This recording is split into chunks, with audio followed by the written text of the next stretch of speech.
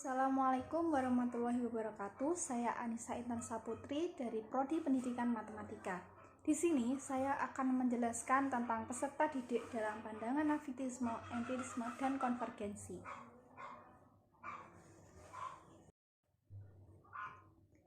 Dalam mempelajari perkembangan manusia, diperlukan adanya perhatian khusus mengenai hal-hal sebagai berikut. Yang pertama yaitu proses pematangan. Proses pematangan di sini khususnya yaitu pematangan fungsi kognitif. Yang kedua, proses belajar. Yang ketiga, pembawaan atau bakat. Ketiga hal-hal ini berkaitan erat satu sama lain dan saling berpengaruh dalam perkembangan kehidupan manusia, tak terkecuali peserta didik. Selanjutnya, hakikat peserta didik dan implikasinya menurut pendidikan Islam.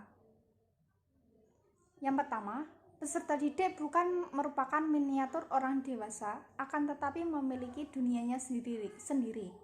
Yang kedua, peserta didik adalah manusia yang memiliki diferensi prioderasi, perkembangan, dan pertumbuhan.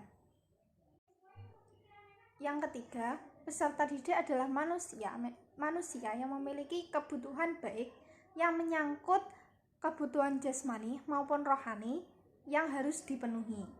Yang kelima, peserta didik merupakan result dari dua unsur utama, yaitu jasmani dan rohani.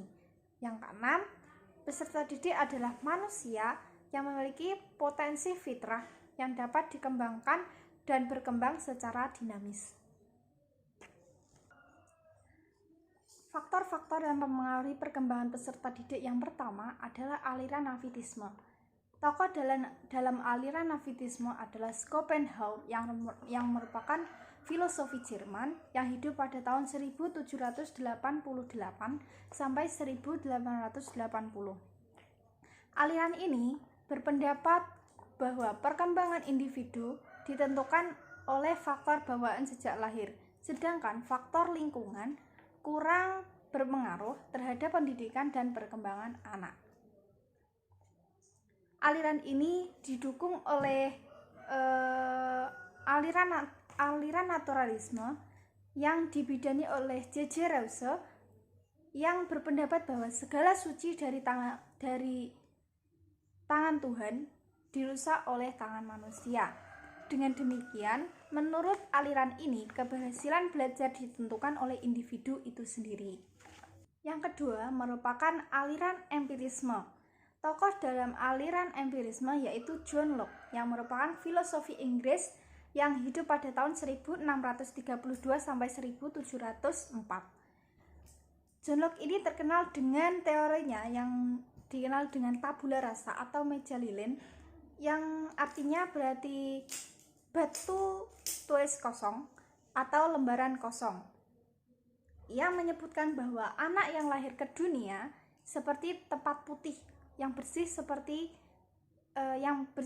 kertas putih akan mempunyai corak dan tulisan yang digores oleh lingkungannya.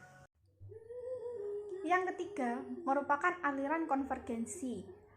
Tokoh dalam aliran konvergensi ini yaitu William Strauss. William Strauss merupakan tokoh pendidikan Jerman yang hidup pada tahun 1871 sampai 1939. Aliran konvergensi ini merupakan kompromi atau kombinasi dari aliran nafitisme dan empirisme. Aliran ini berpendapat bahwa anak lahir di dunia telah memiliki bakat baik dan buruk, sedangkan perkembangan anak selanjutnya akan dipengaruhi oleh lingkungannya. Dengan demikian, aliran konvergensi menganggap bahwa suatu pendidikan sangat bergantung pada faktor pembawaan atau bakat dan lingkungan.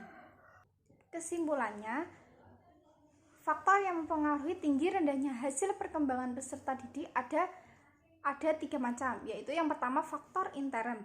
Faktor intern yang merupakan faktor yang ada pada peserta didik itu sendiri, yang meliputi pembawaan tertentu yang turut mengembangkan dirinya sendiri.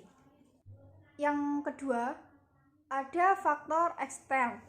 Faktor ekstern extern, yaitu hal-hal yang datang atau ada di luar peserta didik yang meliputi lingkungan.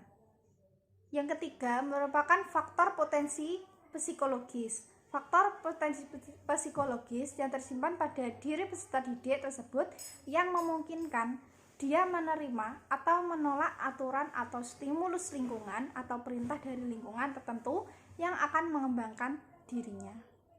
Terima kasih, sekian dari saya.